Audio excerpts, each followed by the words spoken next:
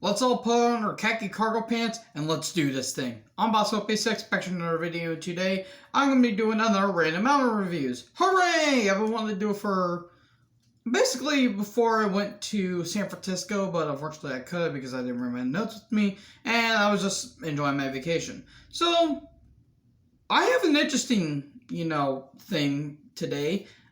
This mainly consists of thrash metal. Well, there's a couple bands that consist of kind of hardcore punk, but has some thrash elements to it. So, without further ado, let's start off with a band that is from the San Francisco Bay Area, Exodus.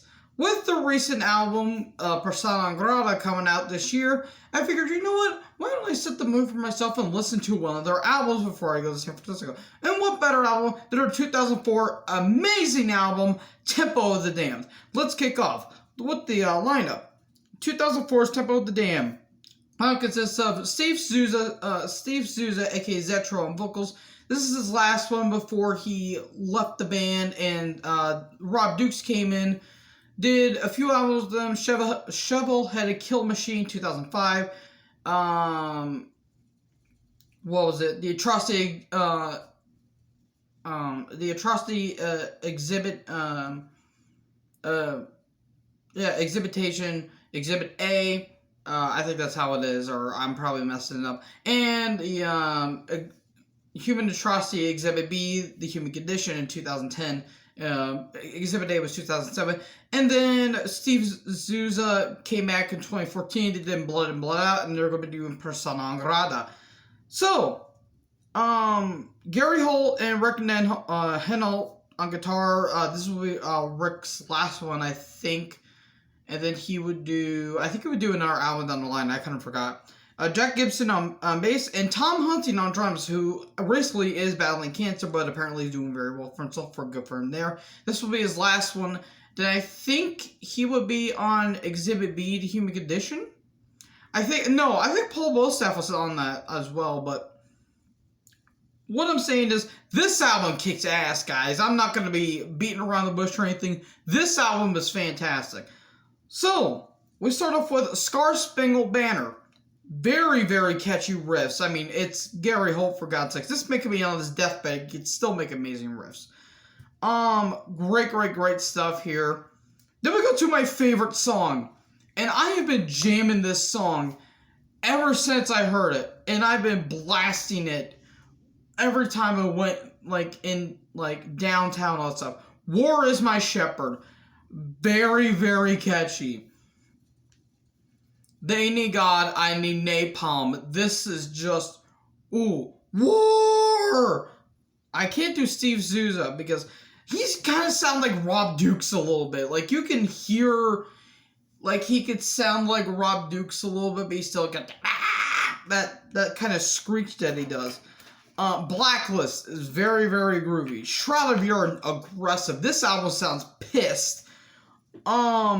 Forward March, it sounds aggressive, just angry. Calling to Herd, it's kind of filler in my opinion, but it's got a very cool solo by Gary Holt. Sealed with the Fist, you just sound like you want to punch the shit out of someone when listening to this album.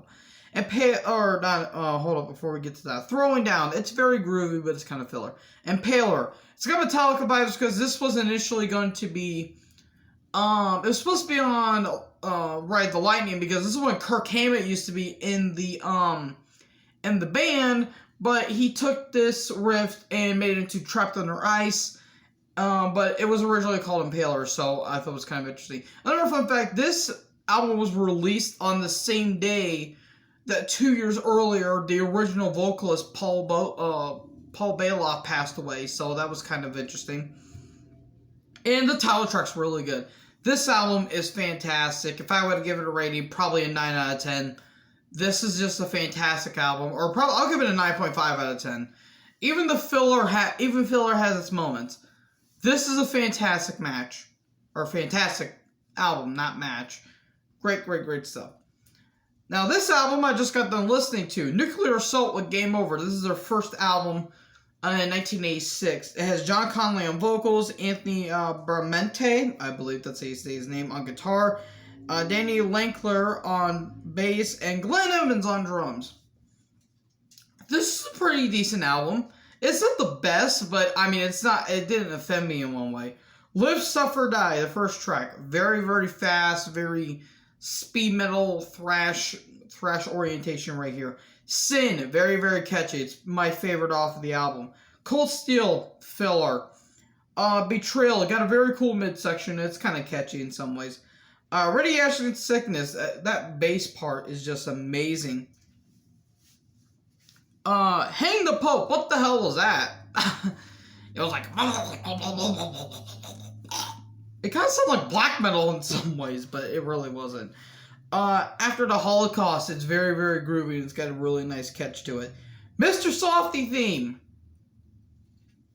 What? Why was an Ice Cream intro on a thrash metal album? I don't get it. Stranded in Hell. It's very, very speedy. Nuclear War. I got Power Trip vibes off of this. Power Trip's kind of a crossover thrash band that I kind of enjoy. My America, filler. It's certainly This America. If you get it, you get it. Vengeance is filler, and Brain Death, which a lot of people like, I found it kind of boring because it's 8 minutes and it kind of drags. Like, the first half is just a boring acoustic, and then it just kind of, it goes up a little bit and then it goes, so yeah, not terrible. I'll give it a 7 out of 10 because I fairly thought it was a pretty decent album. So then we go to 1985 with Corrosion to Conformity with Animosity. This was basically a hardcore punk band, but it had some thrash metal elements.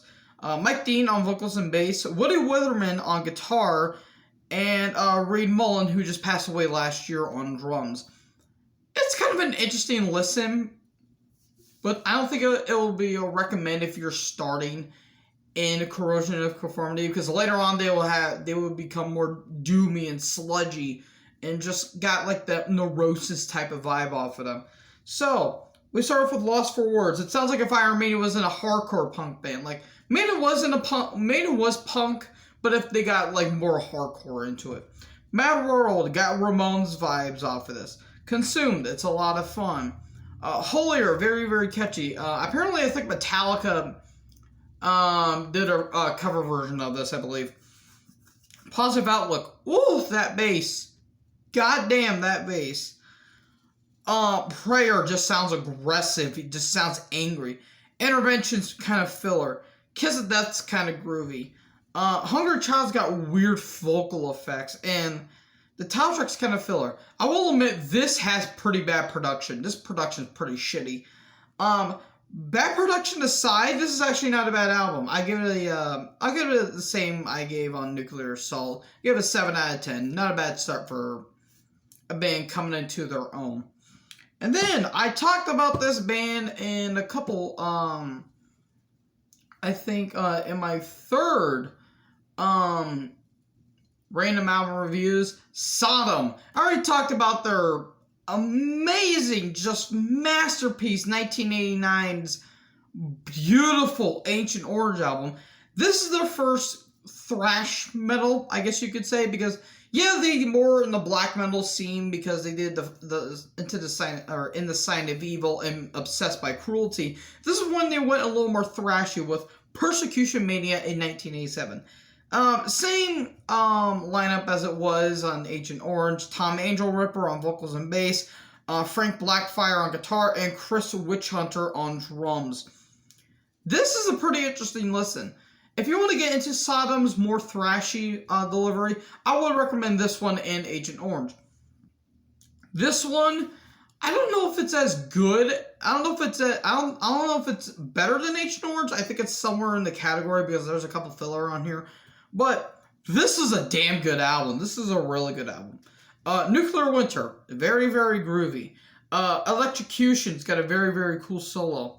Iron Fist, they covered Motorhead on this. Lemmy would have been proud of this one. Title track's really, really groovy. Enchanted Land's kind of filler. Procession to Golgotha, very, very doomy, and then it gets a little more thrashy in the midsection. Christ Passion is very, very catchy. My favorite off of the album. I forgot to mention one of my favorite off of Animosity for Corrosion Conformity. I'll probably say maybe Consumed because I just have a lot of fun with that one. So yeah, Christ Passion is my favorite off of this album. And Conjuration's got some cool solos. And Bomb and Hangle, which may catch an ear because it's actually an EP that they just released, I think, about a week or so ago. And yeah, they're about to make another album soon, which I am all for it. It's very fast. It's got a very groovy midsection. Overall, 8 out of 10. This is a very, very good album. I don't know if it's quite up to Ancient Order standards, but still pretty good. And you still got the black metal vocals by, Tom Angel Ripper. So yeah, that's all I gotta say about this one, folks. I will be doing my AEW All Out predictions because last night I didn't watch all of last night's Dynamite. I did see some highlights. They did a really damn good job setting up All Out, which, a few matches aside, this might be the best show, the best pay-per-view of 2021. Let's be frank here. So anyways, not Frank Blackfire, but I digress. Anyways, let me guys know what you thought about these albums in the comment section below. Make sure to like, comment, subscribe, join the herd. I'll talk to you guys next video. Peace out.